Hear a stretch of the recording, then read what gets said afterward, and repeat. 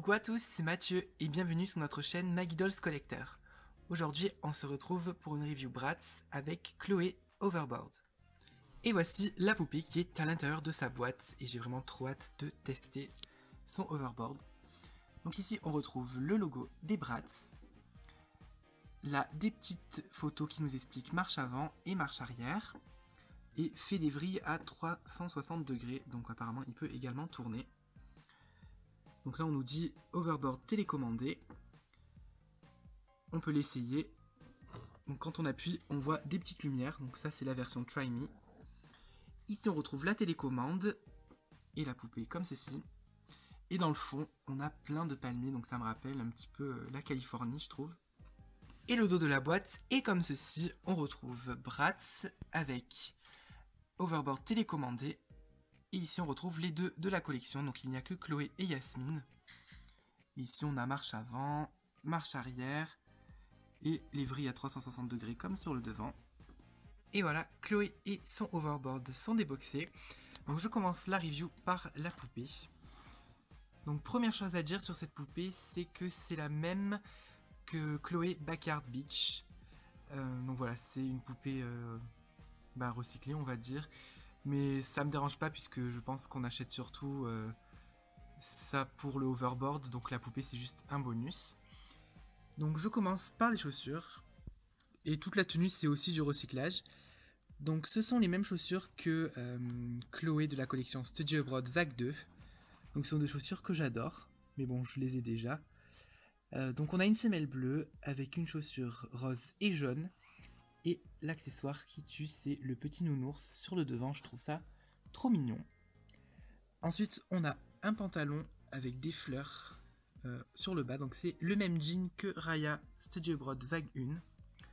Donc comme ceci avec des coutures marron. Et là on a des petites genouillères roses. Donc je trouve ça super comme accessoire, c'est bien pensé pour la collection Overboard je trouve. Pour son petit top, elle a un t-shirt Tokyo avec 3 couleurs comme ses chaussures, bleu, jaune et rose. Et c'est le même toujours que Chloé collection Studio Abroad Vague 2. Voilà, et on retrouve sur ses coudes ces petites coudières. Donc comme les genouillères, je trouve ça super cool. Comme ceci, elle se clipse. Ensuite, elle a un casque. Donc personnellement, je trouve ça super qu'ils aient mis des casques, des genouillères et tout ça.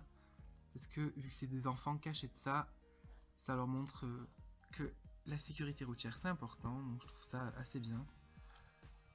Donc voilà, le casque est comme ceci, de deux couleurs, bleu et rose. Et on peut l'enlever et l'attacher avec ça en dessous. Voilà, on a une petite lanière ici qui s'enlève. Et des petits points argentés sur le devant. Et comme dernier accessoire, on retrouve ces petites boucles d'oreilles en forme d'étoiles. Donc voilà, bleu ciel. Et ce sont les mêmes que celles du pack Yasmine et Sacha Metallic Madness. Au niveau de son make-up, j'adore trop, je la trouve vraiment magnifique. Elle a des lèvres roses super brillantes et pailletées. Donc je trouve que c'est magnifique.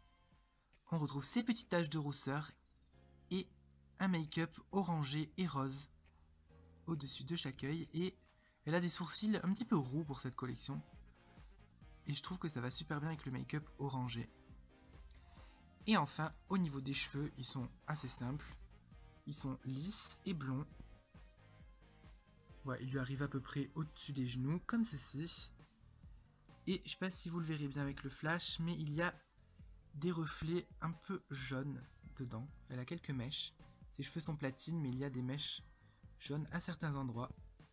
Donc on passe maintenant à la partie la plus importante, donc le overboard et la télécommande.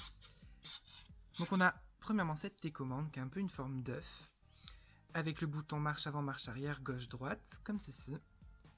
Là on a l'antenne.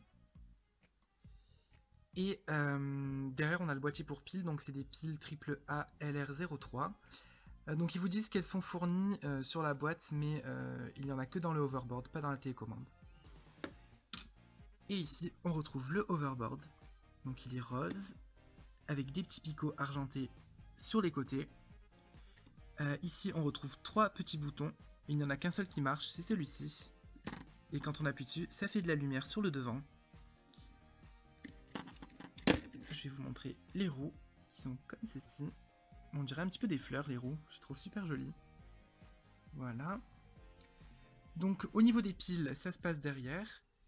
Et ce sont les mêmes que celles de la télécommande, mais il en faut 3 cette fois-ci. Sur la base du hoverboard, on peut retrouver ces 2 petits picots roses et qui vont venir fixer la poupée qui a elle aussi des trous dans ses chaussures. Donc ça c'est cool parce qu'au moins ça stabilise bien la poupée. Et on retrouve ensuite le socle qui va permettre de l'accrocher à la taille. Donc au moins il y a une double maintenance et c'est bien sécurisé. Donc là on a la télécommande avec les 4 boutons ici. Donc quand on appuie longtemps sur les boutons gauche-droite, la poupée fait des tours à 360, comme ceci. Et vous pouvez voir qu'il y a la lumière qui s'allume également. Et maintenant je vais vous montrer la marche avant et la marche arrière.